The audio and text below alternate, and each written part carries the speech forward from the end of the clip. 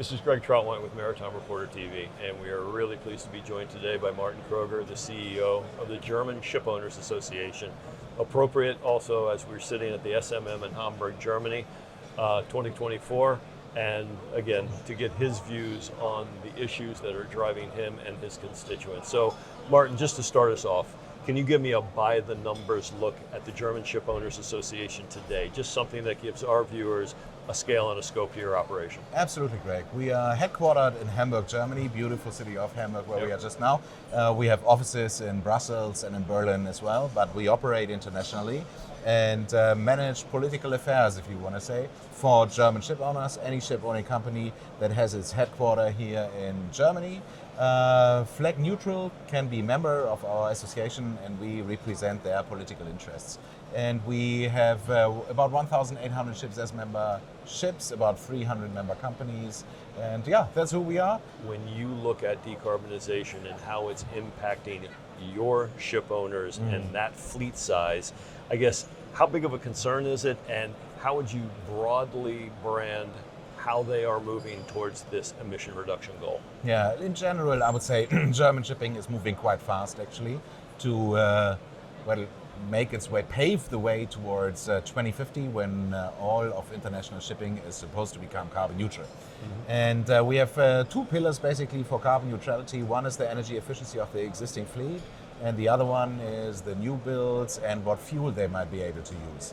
And we are pretty clear in German shipping that without a decarbonized fuel, without a fuel that is produced in a green way and that doesn't, emit any CO2 emissions when it's burned, we won't decarbonize. So the energy efficiency part is only the part that brings you a little closer to decarbonization, but it won't decarbonize your vessel. That means energy efficiency, you sail slower, you have a new propeller on your ship or something like that, technical equipment that enhances the energy efficiency of the vessel.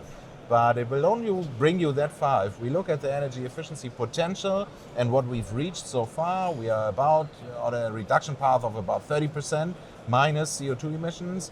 We are certain that we can reach another 10%, reduce on another 10%, but it won't bring you to 100% CO2 reduction.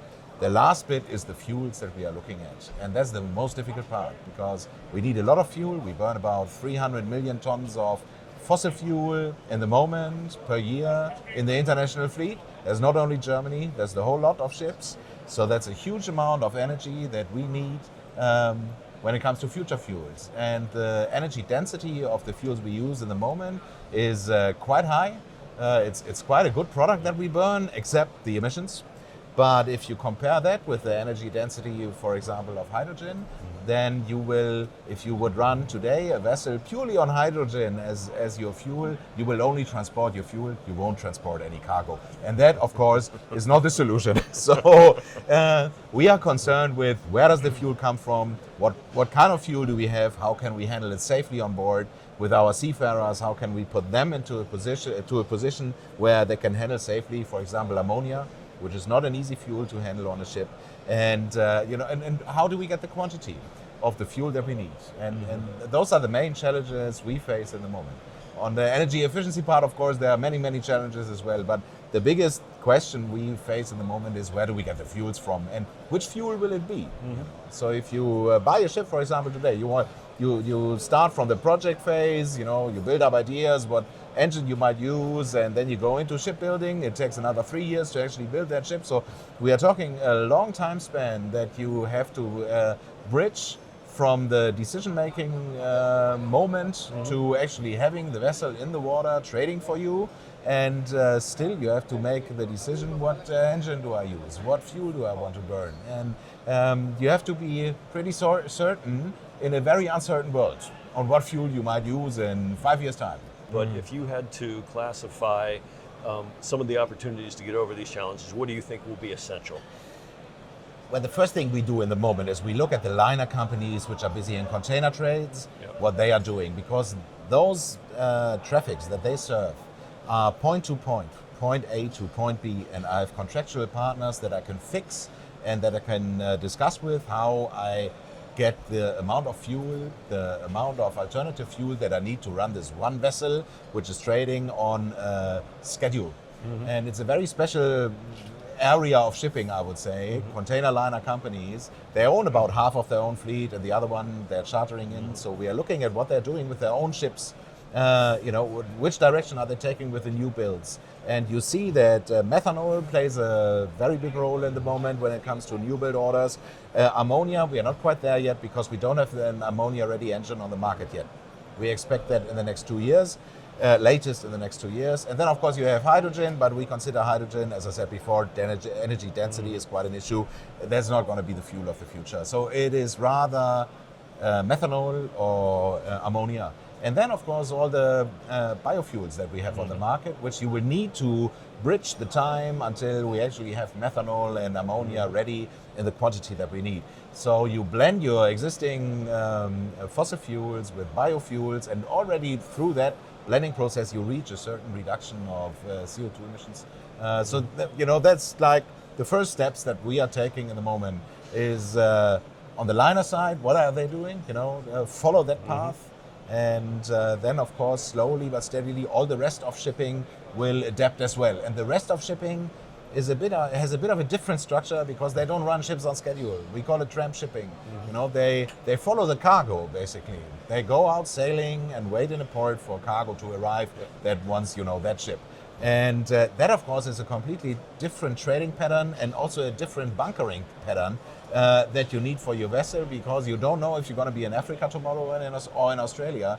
That means basically in every port where this ship goes, there needs to be a bunker fuel station with alternative fuels readily available. And we don't see that yet. So that's why we are talking a lot about blending fuels. We talk a lot about LNG still. Because LNG is not just fossil energy, it is also bio-LNG, if you want to say. So there are a lot of opportunities which are challenges at the same time. So when you look at the broad category of ship security, what's top on the agenda for your ship owners? Well, it's definitely the geopolitical tensions we see in the moment.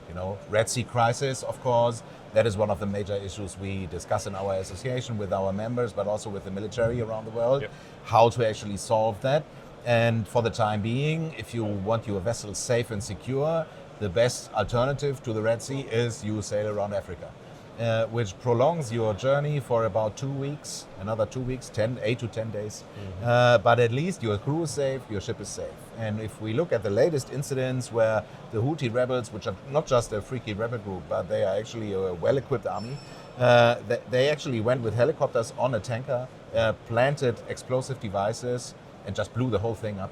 And that is, of course, that's total craziness, but that gives you an idea of what threats we are actually facing, And there is, my advice to my members is please don't go through the Suez Canal anymore or the Red Sea anymore, because it's just too dangerous. We have naval vessels in the area, which of course give protection, but the protection is only, it's just protection. If you really want to be safe and secure, just choose another path. There's not ideal, of course, because you lose a lot of time, it costs a lot of money. But of course, you also have a responsibility for your ship, cargo, and crew, and Absolutely. That basically forbids you to go through the Red Sea in the moment.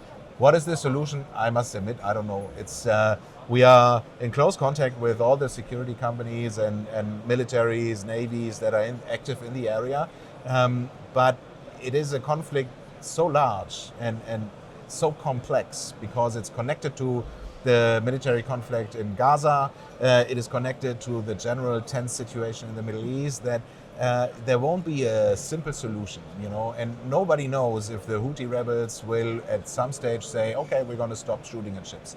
Because, it's just, nobody knows if they found the flavor, how it is to actually control one of the most important sea lanes in the world by shooting at ships. Who knows if they're going to stop with that. So for the time being, at least until the end of the year, we think the alternative route will be the route to take for ships that don't want to face any security threats. But it's not the only area in the world which causes problems. If you look at the situation in the South China Sea, but also in the Strait of Taiwan, it's a huge worry for us, even a bigger worry for us, because much more, much more is connected to that sea area and also to the trading partners like China, for example, which plays a major role in shipping, in shipbuilding, in ship financing, as a trading partner, as the country with top 10 largest container ports in the world.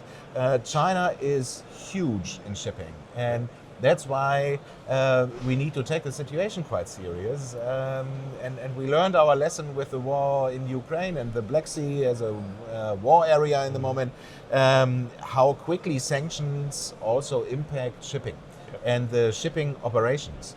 And that is something you at least have to consider, think about if you are planning your economic strategy as a shipping company nowadays. You walk around SMM and you see, true autonomy in shipping is still. I'll be long gone from this seat before we really see autonomy taking hold in the mainstream. But the focus is real because the ability to attract and retain that next generation of seafarers is becoming increasingly difficult. So can you give me a broad overview or an overview from your perspective of the German Shipowners Association? How prevalent is this crewing challenge today in Germany, and what is the strategy to address it? Yeah, that's a very interesting question because, what is shipping in the end? In the end, is the people that run your ship, that run your ship-owning company, and that are engaged in shipping.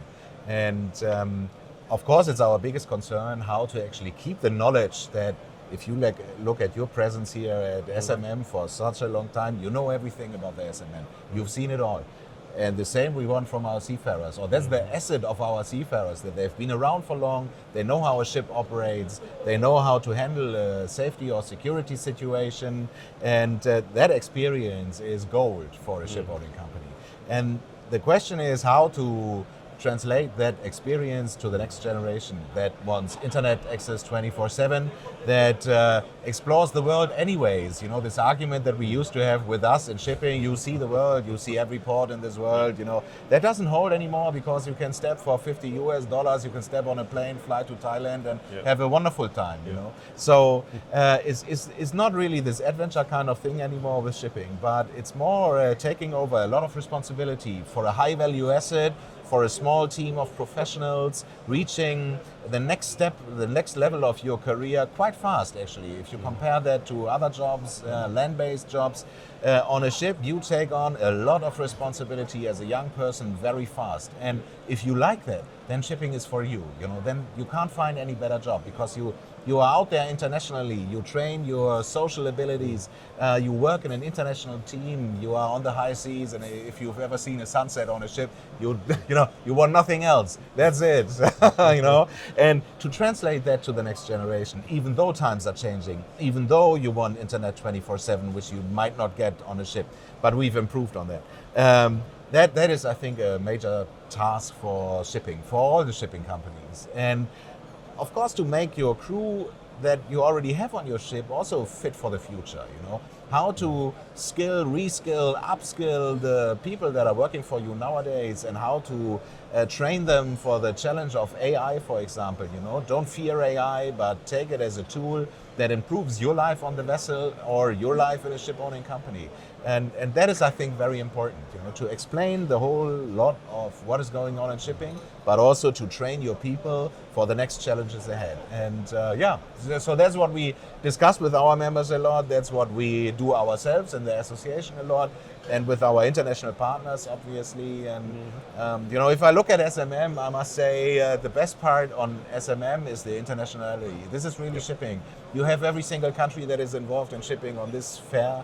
And it brings together the whole maritime community of the world. And I really like that because you need this discussion, for the challenges that we face.